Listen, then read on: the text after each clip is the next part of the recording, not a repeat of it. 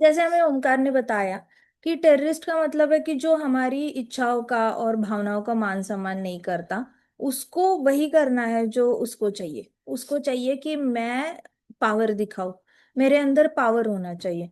तो टेररिस्ट के अंदर पैसे की इतनी ज्यादा इच्छा नहीं होती जितनी पावर की इच्छा होती है, इसलिए इसको पावर, सत्ता और पैसा, इसको रजोगुण कहा गया है। और हम बैलेंस की बात करते हैं तो बैलेंस हमेशा, अगर जो शुरुआत कर रहा है भक्ति में, तो उसने शुरुआत में तो रजोगुण सत्वगुण तमोगुण में बैलेंस लाने की कोशिश करनी चाहिए, धीरे धीरे तमोगुण से बाहर आने की कोशिश करनी चाहिए। रजोगुण से बाहर आना ऑलमोस्ट इम्पॉसिबल है अगर कंटिन्यूअस हरिनाम नहीं लिया जाता, या भगवान के चरण कमलों पे मेडिटेशन नहीं होता, या भागवत कथा नहीं सुनी जाती, राधा कृष्ण की लीलाएं नहीं सुनी जाती, या फिर धाम में कोई रहता नहीं है 24 घंटा। तो उसके लिए रजोगुण से आना बहुत मुश्किल है। जैसे सपोज कोई धाम में नहीं रह रहा, अमेरिका में रह रहा है, नॉर्वे में रह रहा है, जर्मनी में रह रहा है, उसके लिए रजोगुण से बाहर आना बहुत मुश्किल है। अगर कोई दूर रहकर भी धाम से, अगर दूर रहकर कोई नाम नहीं ले रहा 24 घंटा, तो भी उसको रजोगुण से बाहर आना मुश्किल है। जो धाम में नहीं रह रहा है वो अगर भगवान के चरण कमलों पे हर रोज मेडिटेशन भी नहीं कर रहा है, एक बार करता है फिर दिन भर सोचता भी नहीं है, एक बार भी नहीं सोचता, उसके लिए भी रजोगुण से बाहर आना मुश्किल है। और तो और अगर वो भागवत कथा भी नहीं पढ़ रहा, पढ़ नहीं रहा, सुन नहीं रहा हर रोज, उसके लिए भी बड़ा मुश्किल है इससे आना, बाहर आना रजोगुण से। लेकिन प्रभुपाद ने जो मेथड हमें दी है कि जो धाम में नहीं रहेंगे तो भी हम रजोगुण से बाहर आ सकते हैं, तो प्रभुपाद ने क्या किया, बहुत सारी मेथड्स को मिक्स मैच करके हमें एक रूटीन बना के दिया। सुबह उठो, मंगल आरती करो, जाप करो, उसके बाद प्रसादम पाने से पहले आप क्लासेस अटेंड करो, श्रृंगार आरती करो, फिर उसके बाद नाश्ता करो, नाश्ता करने के बाद क्लासेस अटेंड करो, क्लासेस अटेंड करने के बाद कुछ सेवा करो, फिर दोपहर को भोग लगाओ भगवान को, फिर अपना वो पाओ। तो मंदिर का जो रूटीन होता है वो दिया, घर में क्या रूटीन फॉलो करना है वो दिया, रात के 10 बजे तक, 9 बजे तक, 10 बजे तक का पूरा प्रभुपाद ने हमें रूटीन ऐसे दिया है। संध्या आरती करो, फिर शयन आरती करो, भोग लगाओ, फिर भगवान को डेकोरेट करो, ड्रेसेस बनाओ, उनके लिए माला बनाओ, कुछ ना कुछ। और बीच में फिर भी फ्री टाइम मिला तो बुक डिस्ट्रीब्यूशन करने चले जाओ, पड़ोसियों को थोड़ा सा कृष्णा कॉन्शियसनेस सिखाओ, घर में आप थोड़ी सी क्लासेस ले लो। ऐसे करके प्रभुपाद ने हमें धाम इंडिपेंडेंट रहने वाली मेथोडोलॉजी हमें सिखाई, जिससे कि अगर आप धाम में रहते हो तो ऑटोमेटिक ही भगवान पे मेडिटेशन हो जाता है, आपको ऐसे जानबूझ के किसी चीज को लेकर भगवान को सोचने की जरूरत नहीं पड़ती। लेकिन धाम से बाहर रहते हैं और जो लोग ऐसे रूटीन में कंटिन्यूअस कृष्णा को याद करने की कोई ट्रिक नहीं निकालते, तो उनके लिए रजोगुण से बाहर आना बहुत मुश्किल है। अब सोचो, भक्तों को इतना स्ट्रगल है, अगर रजोगुण से बाहर निकलने के लिए भक्तों को इतना स्ट्रगल है, दिन भर मेहनत करनी पड़ रही है, जब तक तो वो लोग आनंद डिराइव नहीं करने लग जाते सुबह से लेकर शाम तक कृष्णा कॉन्शियसनेस में, मतलब कृष्ण की सेवा करने में, सुबह से लेकर शाम तक, जब तक उनको बहुत अनलिमिटेड हैप्पीनेस नहीं आती, इतनी हैप्पीनेस नहीं आती कि बाहर की एंजॉयमेंट करने का मन ही नहीं करता। तो भक्तों को अगर ये स्ट्रगल करना पड़ रहा है, दानवों के लिए कितना मुश्किल होगा रजोगुण से बाहर निकलना। तो अभी हिरण्यकश्यपु जो है वो पूरी तरह उन्मत्त हो चुका है रजोगुण में। उन्मत्त मतलब उसको power power power hungry, power hungry, ऐसे करके उसने सारे देवताओं को अपनी मुट्ठी में कर लिया है। ब्रह्मा शिव जी और विष्णु जी को छोड़कर सबको अपनी मुट्ठी में कर लिया था। शिव जी और ब्रह्मा जी को इसलिए नहीं किया क्योंकि वो दोनों वर देते हैं, तो इनको तो चाहिए ये लोग। उसने किसी को छोड़ा नहीं था। फिर उसने इंद्र देवता का महल पे भी कब्जा कर लिया, उसके बड़े बड़े महल में बड़े बड़े आसन पे बैठा। उसके आसन बहुत अच्छा डेकोरेटेड था, एमराल्ड से डेकोरेटेड था, उसका आसन भी डेकोरेटेड था, बेड भी डेकोरेटेड था। तो वो जाता था उसके रूम में और ऐसे सोता था जैसे मानो उसका ही बेड हो। इस तरीके से उसने क्या किया, वहां पे इंद्र देवता के महल में जाकर बहुत सारे मिरर्स थे, मतलब जो वॉल थी ना वो क्रिस्टल वॉल थी। क्रिस्टल वॉल मतलब कांच की। अब उसमें वो खुद को भी देखता था, लेकिन जहां पे भी बैठेगा ना वहां से उसको इंद्र देवता के महल की दासियां दिखती थी। तो उसको ऐसे लगता था जैसे जिस भी दीवार पे देखो सुख ही सुख है।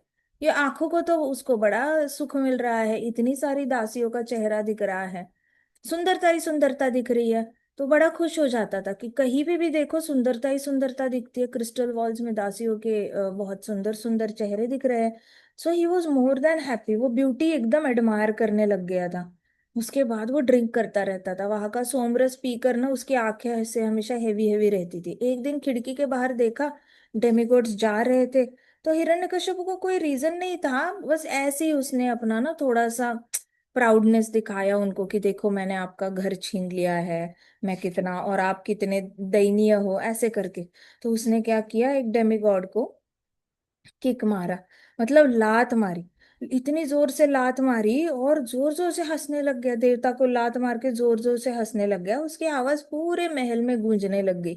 और सबके हृदय में ऐसे टेरर आ गया कि ये लात मार के खुश कैसे हो सकता है बंदा, मतलब कुछ किया भी नहीं, हमने तो अटैक भी नहीं किया, खुद से ही आके मार रहा है, हमने क्या किया भला, हम तो अपने रास्ते से जा रहे थे खिड़की के सामने से, और उसको दंडवत भी किया, हमने ऐसे सर झुका के दंडवत भी किया, फिर भी बंदे ने लात मारी। इसको क्या मतलब, कैसी मतलब सैडिस्टिक हैप्पीनेस मिल रही है। तो ऐसे होता है टेररिस्ट, टेररिस्ट भी ऐसे होता है, हिटलर भी ऐसा ही था। हिटलर का कोई बुरा मत करो, वो आपका बुरा करेगा ही करेगा। ब्रिटिशर्स का आप बुरा मत करने जाओ, ब्रिटिशर्स को अपने देश में आप इज्जत से लाओ, उनको खाना खिला दो, और वो आपका सब छीन लेके जाएंगे, छीन के लेके जाएंगे। आपने उनको ब्राह्मण भोजन की तरह खाना दिया ना, तो भी वो खाने के एंड में ना गन निकालेंगे, आपको मार डालेंगे और आपके घर पे अपना हक बोल देंगे। ऐसी तो प्रजाति है ये। मुगलों ने भी यही किया, मुगलों को भी थोड़ी सी इज्जत क्या दे दी, सारे आए अफगानिस्तान से और हमारे घरों पे उन्होंने अपनी मालकी दिखाना शुरू कर दी। तो हिरण्यकशिपु जैसे, ऐसा नहीं है कि हिरण्यकशिपु अकेला ही ऐसा है, कलयुग में ऐसे बहुत सारे लोग होते हैं। आज भी अमेरिका में चोरियां होती है, ज्यादा से ज्यादा सीनियर सिटीजन्स जो होते हैं, बूढ़े लोग जो होते हैं, उनके घर में सबसे ज्यादा क्राइम किया जाता है, क्योंकि वो लोग, पुलिस को भी बुलाने की शक्ति नहीं होती उनके पास, तो उनके घर में कितने भी बर्गलर अलार्म्स लगाओ, सिक्योरिटी सिस्टम्स लगाओ, लेकिन ये जो चोर है, क्रिमिनल्स है ना, ये 3-4 दिन पहले जाएंगे एसी ठीक करने जाएंगे, फिर वॉशिंग मशीन ठीक करने जाएंगे, प्लम्बिंग का काम करने जाएंगे, और आते आते सीसीटीवी डिसेबल करेंगे, फोन की वायरें कट करेंगे, उनका बर्गलर अलार्म जो होता है, चोर आने के बाद वो अलार्म बजता है, वो कट कर देंगे, फोन की लाइनें, फिर बाहर की लाइट की सारी लाइनें ऐसे कट करके प्री प्लान्ड अटैक करते हैं, और अंदर से सारा चोरी कर लेना फिर उनके घर में जो भी है। दुनिया बड़ी खराब है। तो हिरण्यकश्यपु जैसा, हिरण्यकश्यपु ऐसे ही करता था, सामने वाले की गलती ना होना फिर भी वो उसको मारेगा, और उसको बहुत हंसी आएगी। तो उसको सिर्फ मार के खुशी नहीं मिलती थी, उसको सामने वाला जब चीखता था उससे ज्यादा हंसी आती थी। तो नारद मुनि जी ने कहा युधिष्ठिर महाराज को कि हिरण्यकश्यपु ने बहुत ज्यादा पी रखी थी, और सब लोग उससे डर जाते थे, जब भी वो पीता था ना तब वो सबसे ज्यादा डर जाते थे, क्योंकि ऐसे तो सोबर होता तो इतना बुरा नहीं करता, लेकिन ड्रिंक करने के बाद वो बहुत ज्यादा वायलेंट बनता था। तो लोग क्या कहते हैं ना, कि ड्रिंक करने के बाद लोगों को माफ कर देना चाहिए, क्योंकि वो लोग क्या कर रहे हैं पता नहीं होता। ऐसा नहीं होता, ड्रिंक करने के बाद आप ओरिजिनली जो होते हो ना, आपका ओरिजिनलिटी बाहर आ जाता है, मतलब आप माइंड में कितना वायलेंस सोचते हो वो एक्चुअली ऑन ग्राउंड आप कर लेते हो।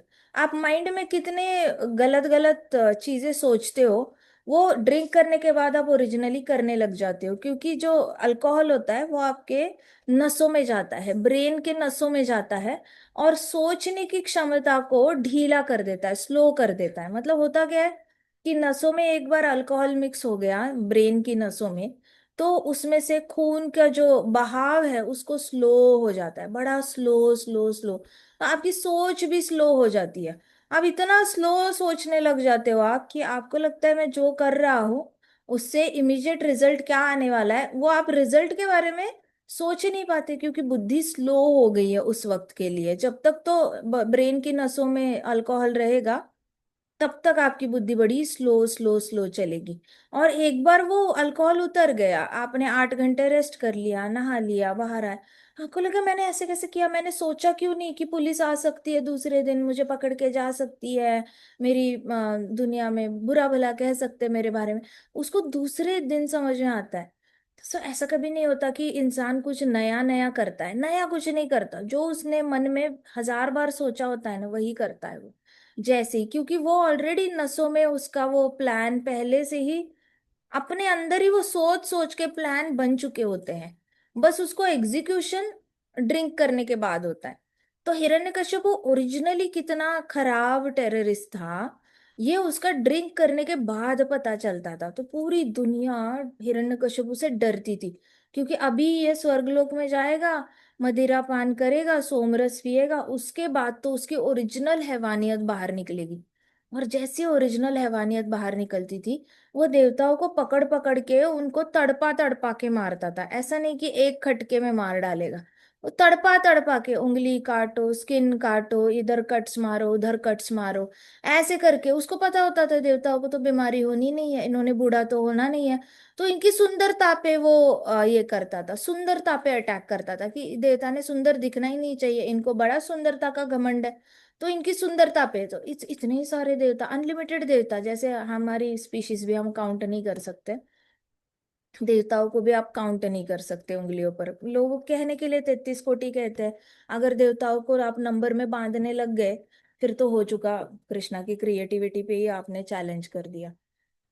तो इतने सारे देवताओं में से उसका शौक था देवताओं को ना तड़पा तड़पा के मारना।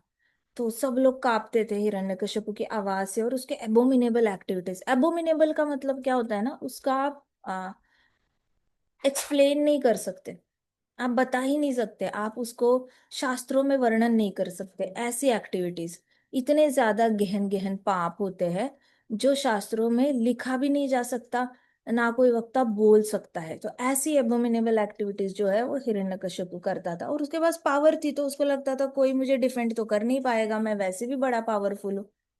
तो गंधर्व, विद्याधर, अप्सरा और ऋषिगण, ये सब लोग आते थे उसको दंडवत प्रणाम करने के लिए, और उसको प्रेयर भी ऑफर करते थे। और वो कहता था कि गंधर्वों को मेरे बारे में गुणगान गाओ, ऋषि मुनि को कहते थे कि मेरे ऊपर प्रेयर्स बनाओ, मेरे ऊपर कविताएं लिखो, और मेरा ही सिलेबस हिस्ट्री में जाना चाहिए।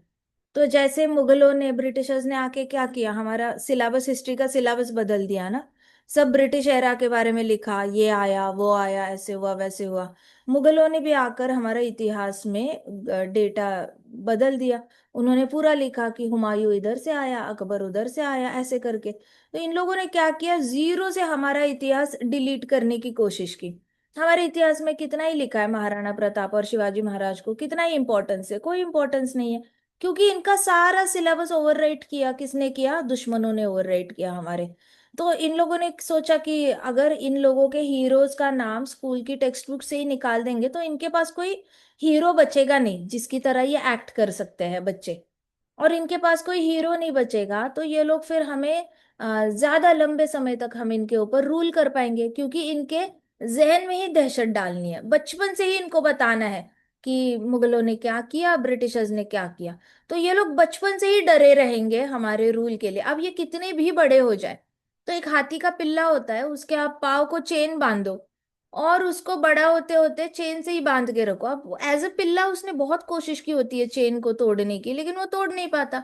अब बड़ा हाथी हो गया, 25,000 किलो का हो गया, ऑलमोस्ट टन का, 25,000 टन का हो गया, उसका वजन इतना है कि लोहे की चेन तोड़ना उसके लिए मतलब ऐसा है जैसे हम राखी का या कोई धागा तोड़ते हैं ना, ऐसे नॉर्मल सिलते सिलते।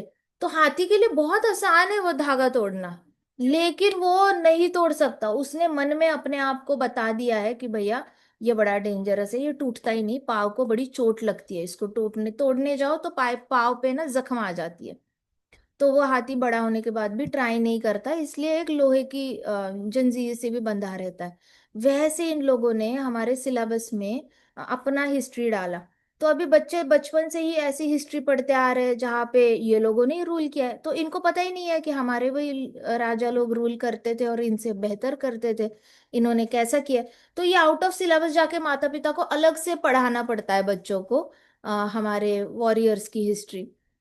झांसी की रानी पे ऐसा कोई सिलेबस डेप्थ में नहीं पढ़ाया जाता। तो डेप्थ में हमारे वॉरियर्स की स्टोरी नहीं है, तो बस खत्म, आपको कुछ पता ही नहीं चलेगा। वैसे हिरण्यकश्यपु ने क्या किया, हिस्ट्री को ओवरराइट करने की कोशिश की। उसने सारे वेद शास्त्रों को अपने पांव के नीचे रखा। तो वेद शास्त्रों की जैसे ऋग्वेद, सामवेद, यजुर्वेद, अथर्ववेद है, इन लोगों को वो अपने घर में रखता था और अपने पाँव के नीचे रखता था। उन पे बड़ा बड़ा जुल्म करता था, और इनके जो बुक फॉर्म थे, मतलब उनका एक रूप होता है बुक्स के फॉर्म में, वो तो ऑलरेडी उसने जला रखा था। अब उसका चाहिए था कि नए शास्त्र बनाओ नए शास्त्रों में हर जगह मेरा नाम लिखो कि मैं ही भगवान हूँ। और पुराने सारे नाम मिट जाने चाहिए, और उसमें ये भी लिखा हुआ होना चाहिए कि सारे देवी देवता हिरण्यकश्यपु के सामने आकर हाँ जी करते हैं, प्रेयर्स गाते हैं सारे, जैसे मतलब जो विष्णु के लिए है ना, उसका वो चाहता था कि विष्णु वाली वर्शिप मुझे मिले। और जितना विष्णु का फेम है वैसा ही मेरा फेम हो, जितना विष्णु की तारीफ होती है ना वैसी मेरी तारीफ हो। तो ही इतनी ईर्ष्या थी हिरण्यकश्यपु के अंदर कि वो विष्णु बनना चाहता था लिटरली। ऐसे होती है ईर्ष्या, हमसे बड़ा बुरा काम करवाती है। तो यही वाली ईर्ष्या हमें ब्रिटिश और मुगलों में भी दिखती है। तो इसने सबको बुलाया और बोला कि मेरे मेरे लिए आप गुणगान गाओ, गुणगान गाओ। और फिर वो कहता था देवताओं को, मेरे लिए गिफ्ट्स लाओ, महंगे महंगे गिफ्ट्स लाओ और मुझे ऑफर करो, जैसे हम कृष्णा के लिए गिफ्ट्स लाते हैं। इतने सारे भक्त इतना दान करते हैं भगवान को। इतना दान तो किसी भी और भगवान को नहीं किया जाता जितना हमारे इंडिया में दान होता है, वो भी खास विष्णु के लिए। इमेंस दान होता है, इमेंस मतलब मंदिर मंदिर भरे पड़े हैं सोने से। तो इतना तो हिरण्यकश्यप का था कि मुझे भी आपने गिफ्ट्स लाने चाहिए। और फिर यज्ञ होता था, तो यज्ञ में हिरण्यकश्यपु सारा खा जाता था। मतलब यज्ञ में भी आपने मुझे ऑफरिंग्स देनी है, और बची हुई देवताओं को, सारी देवताओं को ऑफरिंग जाती है, अब उसमें बस हिरण्यकश्यपु को ऐड कर दो, ऐसे उसने बोला। सबने हिरण्यकश्यपु के लिए आहुति ऐड कर दी। हिरण्यकश्यपु ने क्या करना, देवताओं के हिस्से का भी खा लेना। देवताओं को कुछ ना मिले तो देवता लोग बड़े मतलब ये होने लग गए, सुकड़े सुकड़े होने लग गए, वीक होने लग गए।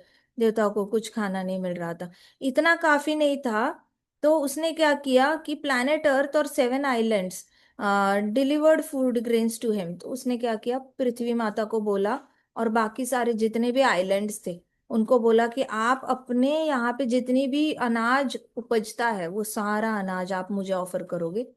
आपके यहाँ पे गाय जितना भी दूध देती है ना, वो आप सारा दूध लाकर मुझे दोगे, आप नहीं पियोगे। और सोचो मतलब जनता तो भूख से मर के मर ही जाएगी। तो उसने ऐसा अत्याचार करना शुरू किया कि किसी को मिलना नहीं चाहिए। आपको पता है अफगानिस्तान में ऐसे ही करते हैं। वो लोग क्या करते हैं कि औरतों को ऐसे बिठाते हैं और औरतों को 2-2 दिन तक खाना नहीं देंगे। तीसरे दिन सूखी रोटी दे देते हैं। क्यों? क्योंकि इनके पास अगर हर रोज खाना दिया तो ये स्ट्रांग बन जाएंगे।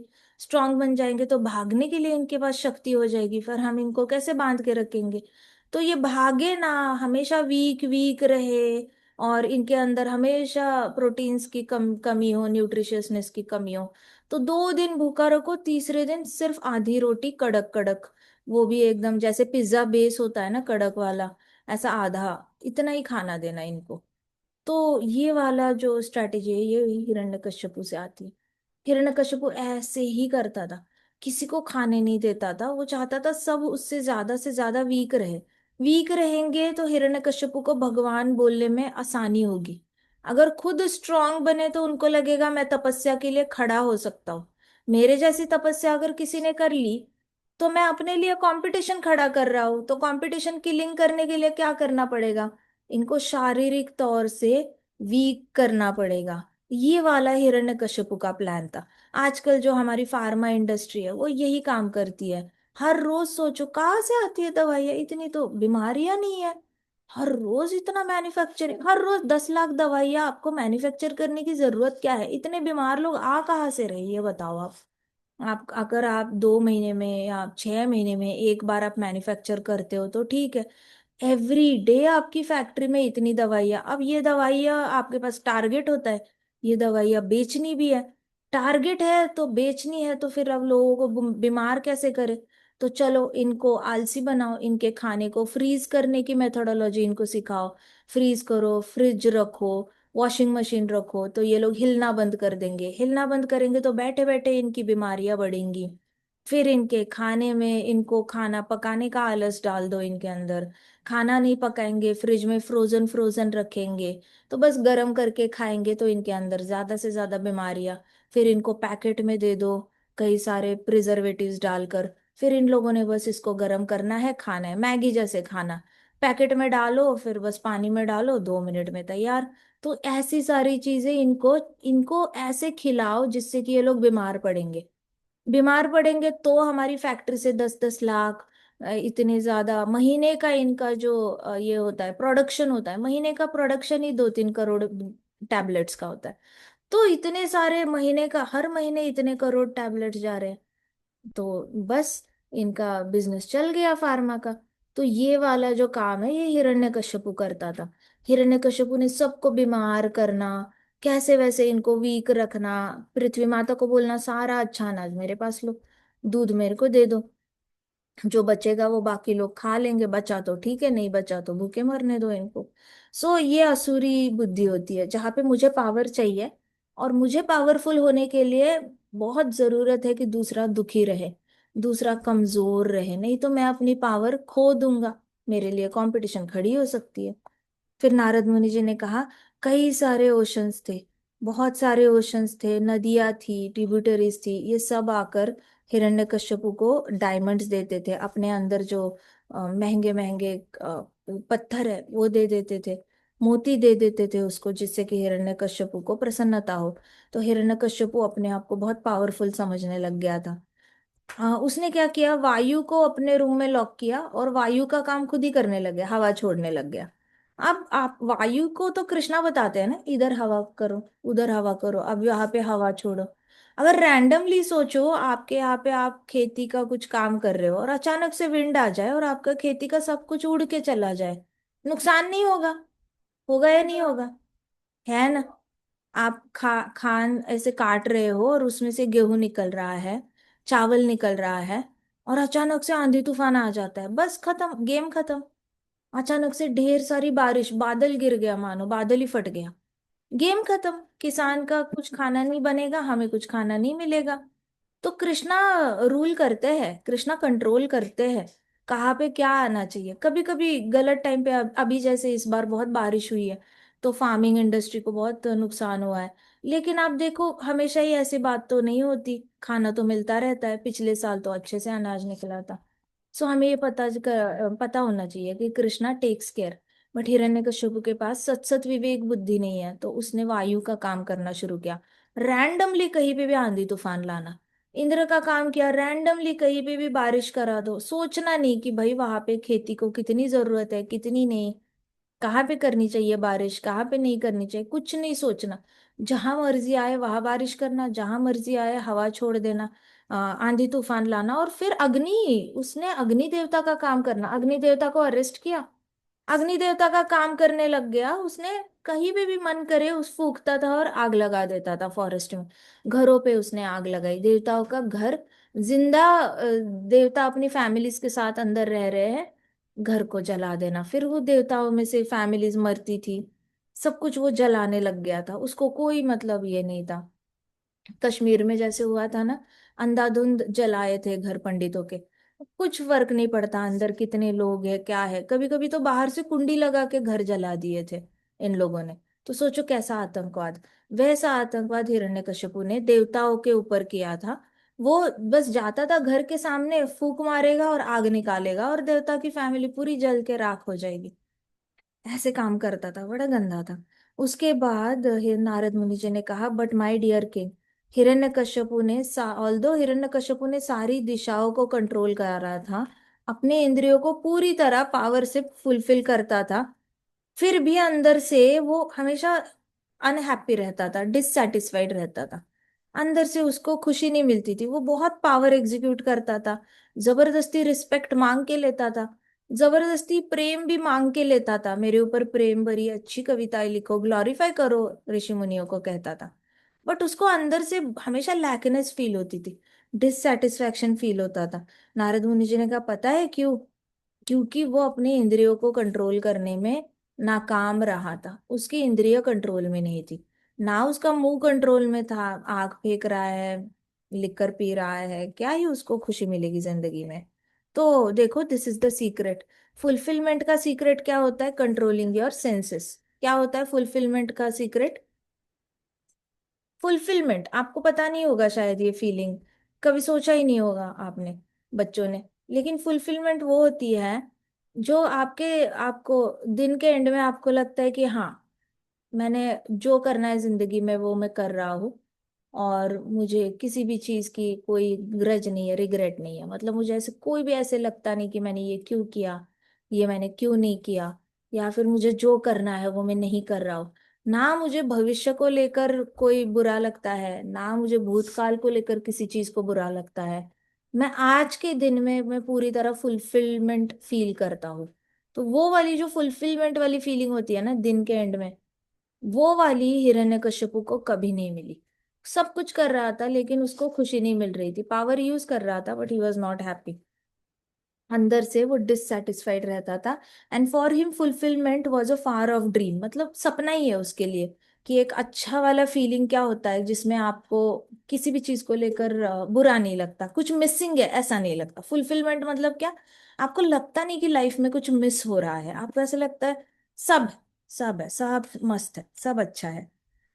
तो हिरण्यकश्यप को वो वाली फीलिंग नहीं आई थी। वो तभी आती है जब आप इंद्रियों को कंट्रोल करते हो, अपने सारे खाना है खाने में अपने आप के ऊपर कंट्रोल रखते हो, आंखों पे कंट्रोल रखते हो, कानों पे कंट्रोल रखते हो, स्किन पे रखते हो, नोज पे रखते हो, सारी चीजों पे कंट्रोल। तो नारद मुनि जी ने कहा कि बड़े बड़े डीमंस जो थे, ग्रेटेस्ट ऑफ द डीमंस, वो भी हिरण्यकश्यपु से डरते थे। मतलब जो बड़े बड़े दानव और राक्षस थे ना, वो भी हिरण्यकश्यपु के नाम से कांपते थे।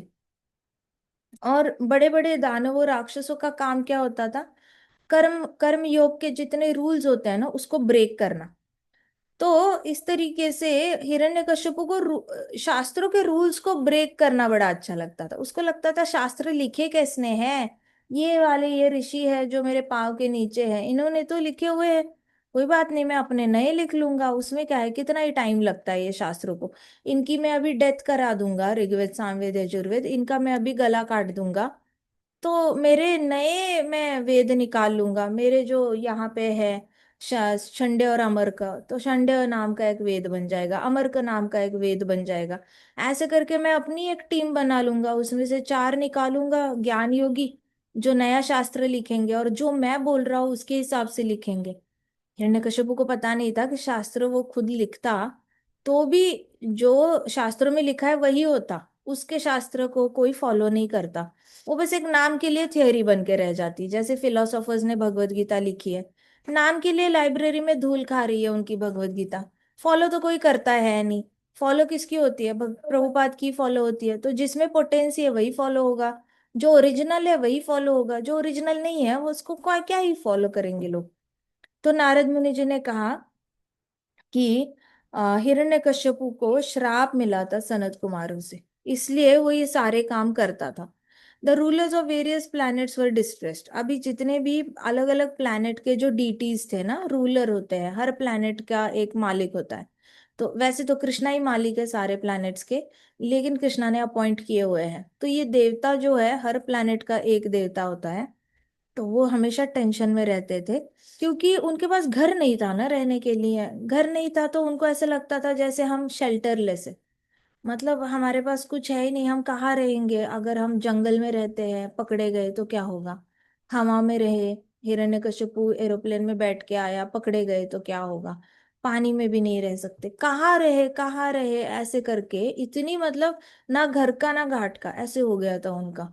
घर ही नहीं था उनके पास रहने के लिए। सोचो कितनी बुरी हालत है। हमें लगता है हमारी जिंदगी में दुख होते हैं, देवी देवताओं की जिंदगी में भी बड़े कितने बड़े बड़े दुख है। सोचो पूरे प्लैनेट को हैंडल कर रहे हैं, प्लैनेट पे इतने सारे लोग रहते होंगे, उनके पास घर होंगे शायद, लेकिन जो प्लैनेट का मालिक है उसके पास ही घर नहीं है।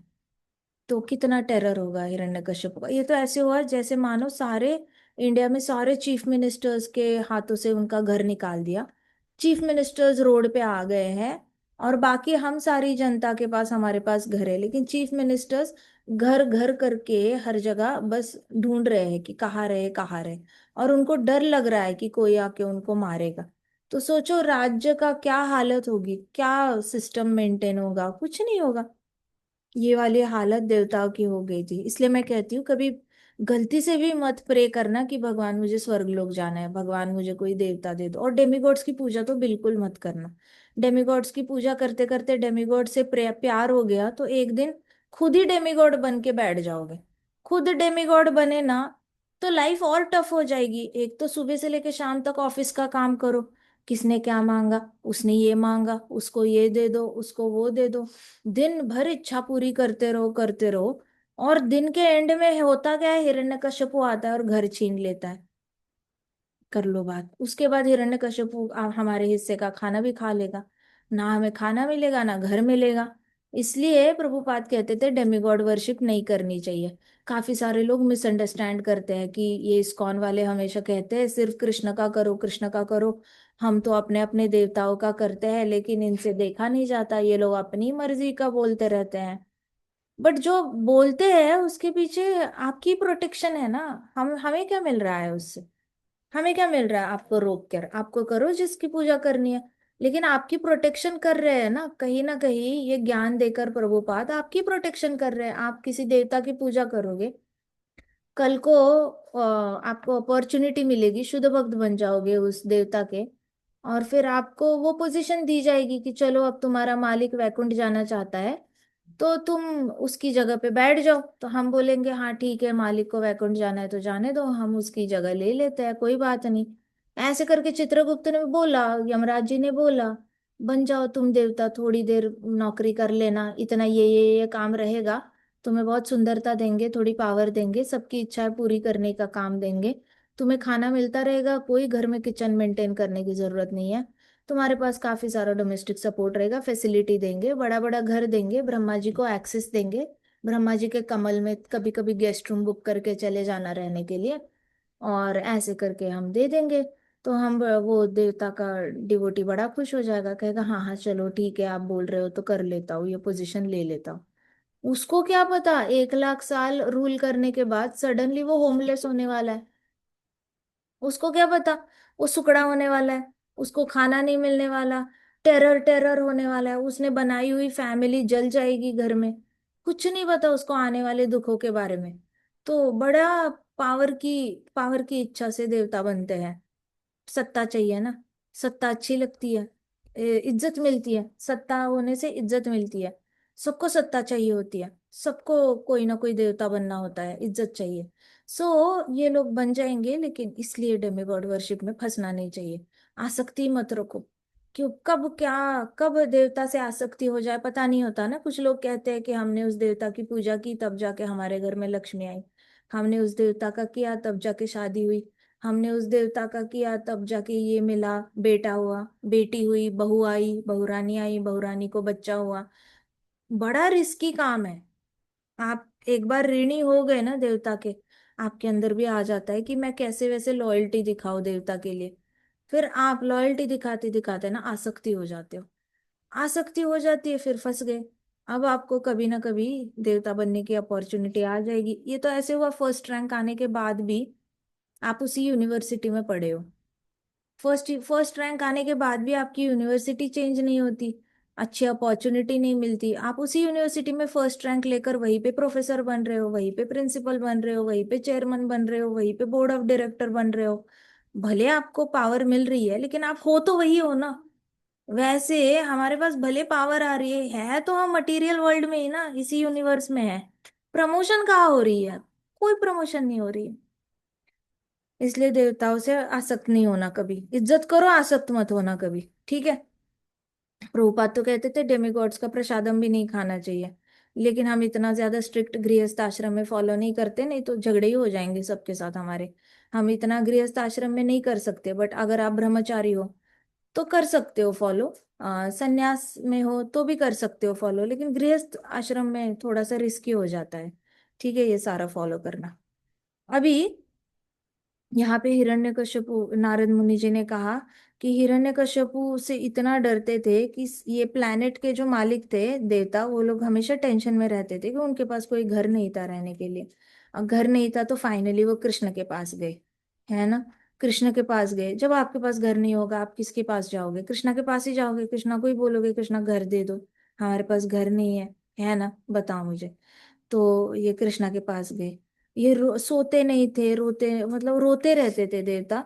और कभी उनको नींद ही नहीं आती थी टेंशन से कि क्या करे, कहाँ रहे कहाँ रहे। तो इनको सोना नहीं आता था। और फिर कंटिन्यूअसली अपने माइंड को कंट्रोल करते थे। क्या, भूख बड़ी लगी थी, लेकिन उन्होंने अभी भगवान का नाम ले लेकर भूख को कंट्रोल करने की कोशिश की थी इन लोगों ने। इनको इतनी भूख लगी थी, इनको खाना नहीं मिल रहा है। और घर नहीं है रहने के लिए। तो कृष्णा के पास जाने का सोचा। इन्होंने अपने मन को कंट्रोल किया, कंट्रोल करके भूख को कंट्रोल किया बेचारों ने, मन को कंट्रोल किया, और फिर किस पे जिंदा रहने लगे, बस सांस लेकर जिंदा रहने लग गए। कितनी बुरी हालत होगी। क्या किया इन लोगों ने, बस कृष्णा के ऑर्डर्स ही तो फॉलो किए थे पूरी लाइफ, लेकिन कितना बुरा समय आ गया इनके पास देखो। तो सिर्फ सांस लेकर जिंदा रहने लग गए, और मन में भगवान के चरण कमलों को याद करते रहते थे, बस मन में। खाने के लिए नहीं, रहने के लिए कुछ नहीं, मन में ही चरण कमलों को याद करते रहना, ऋषिकेश को याद करते रहना, कृष्ण को याद करते रहना कंटिन्यूअसली। सो दे वर्शिप्ड ऋषिकेश। हाँ, ऋषिकेश भगवान का जो रूप है ऋषिकेश, उसमें वो मेडिटेशन करते रहते थे कंटिन्यूअसली, ऋषिकेश पे मेडिटेशन करते रहते थे, और अपनी सांस पे जिंदा थे बस। आप सोचोगे सांस पे जिंदा तो हिरण्यकश्यपु भी था, बट वो बेवकूफ तो कुछ पाने के लिए कर रहा था, इनको तो कुछ चाहिए ही नहीं था ना इन देवताओं को, इनको तो जबरदस्ती भूखा रखा जा रहा है, होमलेस। तो we offer our respectful obeisances to the direction where Supreme Lord is situated, where the great saintly souls go and from which having gone never return। देवताओं ने कृष्ण के पास गए और बोले, हे भगवान, हम आपको दंडवत प्रणाम करते हैं। आपके पास अगर कोई आ जाता है, हमेशा के लिए आपके पास ही रह जाता है, वो वहां से वापस नहीं आता, तो ऐसे भगवान, पूर्ण पुरुषोत्तम भगवान को हम दंडवत प्रणाम करते हैं, ऐसे कहा उन्होंने। फिर उन्होंने एक आवाज आई बादलों से, गरजती हुई आवाज आई, रंबलिंग क्लाउड्स होते हैं ना वैसे, वैसे बादलों से धड़ धड़ धड़ धड़ धड़ धड़ करके बहुत ऐसे गहरी ग्रेव आवाज आई ऐसी, जिससे क्या हुआ, वो इतने डर गए। आवाज मतलब बादल गड़गड़ गए तो बहुत ज्यादा उनको डर लग गया, लेकिन वो आवाज बहुत गहरी थी, मोटी मोटी थी, गहरी गहरी थी, मानो ऐसे बादल गरज रहे हो। और वो आवाज में भगवान ने कहा, O best of the learned persons, don't be afraid. तो हे पढ़े लिखे देवताओं, डरो मत। भगवान विष्णु ने कहा, I wish you all good Fortune, मैं आपको सौभाग्य प्रदान करता हूँ। ऐसे करके भगवान विष्णु ने उनको आशीर्वाद दिया। भगवान विष्णु ने कहा, become my devotees. Become my devotees मतलब मेरे भक्त बनो, बाय हियरिंग एंड चैंटिंग। मेरे भक्त बनो, मेरे बारे में सुनो, और मेरा नाम ले लो, मेरे बारे में बोलो, और मुझे प्रेयर्स ऑफर करो, मेरे लिए प्रार्थना बोलो, मुझे प्रार्थना ऑफर करो। इससे आपको सारा सौभाग्य प्राप्त होगा, जो खोया हुआ है वो सब आपको मिल जाएगा। भगवान विष्णु ने कहा, मैं हिरण्यकश्यपु के बारे में सब जानता हूं, मैं उसको जरूर रोकूंगा। आप धैर्य रखो, अपना टाइम मेरे बारे में सुनने में और मेरे बारे में चैंटिंग करने में बिताओ, मुझे प्रेयर्स ऑफर करने में अपना टाइम बिताओ, और धैर्य बांध के रखो, मुझ पे भरोसा रखो मेरे प्रिय देवताओं। जब कोई आपसे ईर्ष्या करता है, वेद शास्त्रों का ईर्ष्या करता है, जो सबको ज्ञान देते हैं, गायों से ईर्ष्या करता है, ब्राह्मणों से ईर्ष्या करता है, या वैष्णवों से ईर्ष्या करता है, वो धर्म की ईर्ष्या करता है। और जो धर्म की ईर्ष्या करता है वो अल्टीमेटली मेरे से ईर्ष्या करता है, और क्योंकि वो मुझसे ईर्ष्या करता है इसलिए उसका विनाश निश्चित है। देखो भगवान ने कितनी सच्चाई की। भगवान ने कहा कि मैं आप सबको सौभाग्य प्रदान करता हूँ, आप अपना सारा समय जो है मेरे बारे में सुनने में, मेरा नाम लेने में बिताओ, मैं मुझे प्रेयर ऑफर करने में बिताओ, और जो भी आपसे ईर्ष्या करता है उसका विनाश होकर रहेगा। जो भी ब्राह्मणों से ईर्ष्या करता है, जो गायों से ईर्ष्या करता है, वैष्णवों से ईर्ष्या करता है, देवताओं से ईर्ष्या करता है, धर्म से ईर्ष्या करता है, वो अल्टीमेटली मेरी ही ईर्ष्या करता है, इसलिए उसका विनाश होकर रहता है। मैं सब जानता हूँ हिरण्यकश्यपु क्या कर रहा है क्या नहीं, और मैं उसे रोकने वाला हूँ। आप धैर्य धरो। तो यहां से पेशेंस का फॉर्मूला आता है। मैं आपको पहले भी बताया था कि आप हमारे पास ना पेशेंस का फॉर्मूला होना बहुत जरूरी है। लोग कहते हैं कि धैर्य रखो धैर्य रखो, मुझे भी बचपन में मम्मी कहती थी धैर्य रखो धैर्य रखो, बिल्कुल ही जल्दबाजी होती है तुम्हें हर चीज की, धैर्य रखो थोड़ा। मुझे समझ ही नहीं आता था धैर्य क्या होता है, मुझे ऐसा लगता था मम्मा वेट करने को बोल रही है। मैंने वेट करते रहना कि अभी मेरी फेवरेट डिश मिलेगी, अभी मेरी फेवरेट डिश मिलेगी, लेकिन मम्मी को चलता रहता था, बनाती रहती थी, फिर भगवान को भोग लगाना है, अगरबत्ती लगानी है, ये करना है वो करना है, फिर आएगा हमें खाना के लिए। तो वेट करो, मम्मी कहती थी धैर्य रखो। तब फॉर्मूला ही नहीं था धैर्य रखने का, पता ही नहीं था धैर्य रखा कैसे जाता है, तो धैर्य रखना बहुत मुश्किल हो जाता था। बड़े होने के बाद फिर पता चला, जब भागवतम पढ़ने लग गए, तो अब पता चला कि धैर्य रखने का मतलब ही होता है जाप करना, फ्री टाइम में जाप करना। जैसे ही आपको कहीं पे वेटिंग पीरियड आ गया, सपोज डॉक्टर के पास गए हो वेट करना पड़ रहा है बड़ी लाइन में, एटीएम में गए हो वेट करना पड़ रहा है लाइन में, कहीं भी जाए, टिकट निकालने गए हो ट्रेन का, एयरपोर्ट पे कहीं वेट करना पड़ रहा है लाइन में, तो क्या करो उस वक्त वेट करना पड़ रहा है तो चैंटिंग करो। क्यों? भागवतम में लिखा है।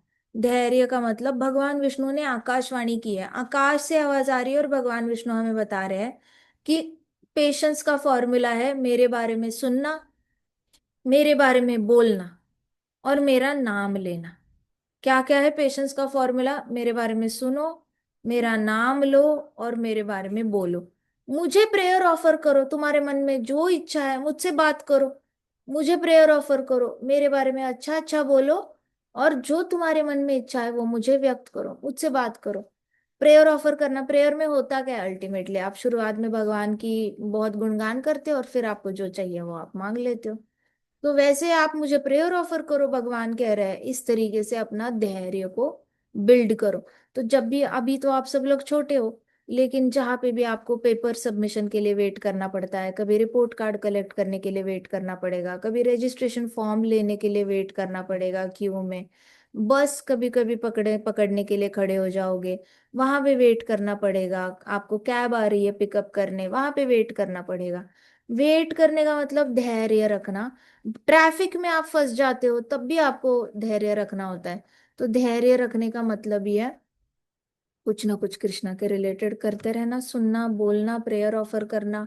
अभी तो हमारे पास चरण कमलों की मेडिटेशन भी आ गई है, अपने से ही मन में भगवान के चरण कमलों पे मेडिटेट करना, बात करते रहना भगवान से।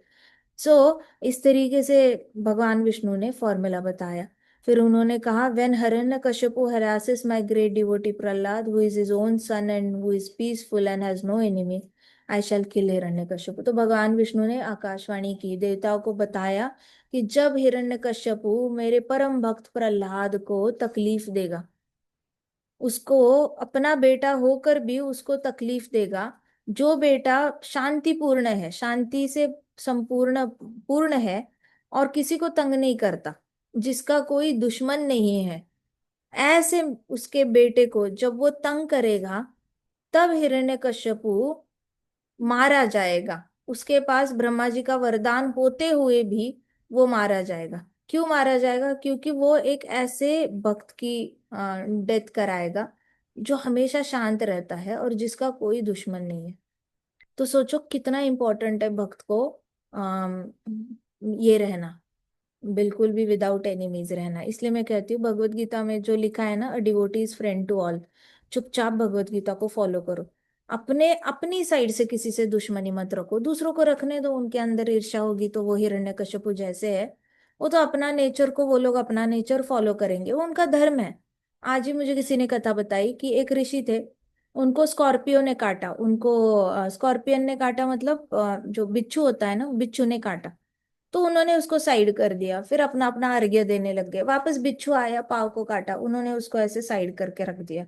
फिर वापस अर्घ्य दे रहे थे, वापस बिच्छू ने तीसरी बार काटा। तो उनके शिष्य ने कहा कि गुरुदेव, आपको बिच्छू बार बार काट रहा है, आप उसको मारते क्यों नहीं हो, आप उसका सह क्यों रहे हो? तो गुरुदेव ने कहा कि शिष्य को, कि काटना बिच्छू का धर्म है, बचाना मेरा धर्म है, मैं बिच्छू का धर्म क्यों फॉलो करूं? वैसे डिवोटी का धर्म है to be friends with all. उनको दोस्ती नहीं करनी, उनकी प्रॉब्लम है, उनको ईर्ष्या करनी है, उनको करने दो। हमारे मन में तो दोस्ती है, हम दोस्ती रखेंगे, हमारे मन में हम किसी के लिए ईर्ष्या नहीं रखेंगे। क्योंकि कृष्णा खुद बता रहे हैं, अभी विष्णु खुद बता रहे हैं, हिरण्यकश्यप की हत्या तब होगी जब वो शांतिपूर्ण भक्त को तंग करेगा, और ऐसे भक्त को तंग करेगा जिसका कोई दुश्मनी नहीं है। सो ऑलवेज रिमेम्बर कि अर्जुन के मन में कोई बुराई नहीं थी दुर्योधन के प्रति। इतना दुर्योधन ने खराब किया था, फिर भी अर्जुन के अंदर रिवेंज माइंडसेट था नहीं। इवेंचुअली उसके मन में था कि रहने दो, जो हुआ होने दो, जंगल में रहते हैं, भगवान के बारे में सोचते हैं, जिनको जरूरत है उनको मदद करते हैं और जिंदगी बिताएंगे, कोई बात नहीं। सो उसके वो भी रिवेंज में चला नहीं गया था, तो भगवान ने अर्जुन को चुना। वैसे अ डिवोटीज फ्रेंड टू ऑल, हमेशा याद रखना, कितना भी बड़ा अन्याय क्यों ना हो, कोई आके बिच्छू की तरह हमें खुद से ही आए काटे, हिरण्यकश्यप की तरह खुद से ही आए लात मारे, कुछ भी हो जाए, भक्त ने अपना विवेक नहीं खोना है। विवेक खोया तो भक्त काहे का, है ना। तो वैसे प्रहलाद ने अपना विवेक नहीं खोया, प्रहलाद हमेशा शांत रहा, और प्रहलाद ने हमेशा क्या किया, शांत रहकर किसी के साथ दुश्मनी नहीं करी। नोबडी, कोई दुश्मन नहीं था प्रहलाद का। तो भगवान ने कहा जब ऐसे भक्त को तंग किया जाएगा तब मैं हिरण्यकश्यपु को डेफिनेटली मारूंगा। कल की ये कथा हम बाकी बची हुई परसों करेंगे, कल कथा नहीं हो पाएगी, बट हम परसों करेंगे कथा, ठीक है। ग्रंथराज श्रीमद् भागवतम की जय, शिल प्रभुपाद की जय, श्री श्री राधा श्याम सुंदर की जय, श्री श्री कृष्ण बलराम की जय, वृंदावन धाम की जय, समस्त भक्त वृंद की जय। हरे कृष्णा कृष्णा कृष्णा हरे हरे, हरे राम राम राम हरे हरे। हरे कृष्ण महासंकीर्तन यज्ञ की जय। हरे कृष्णा माता जी, दंडवत प्रणाम। दंडवत प्रणाम।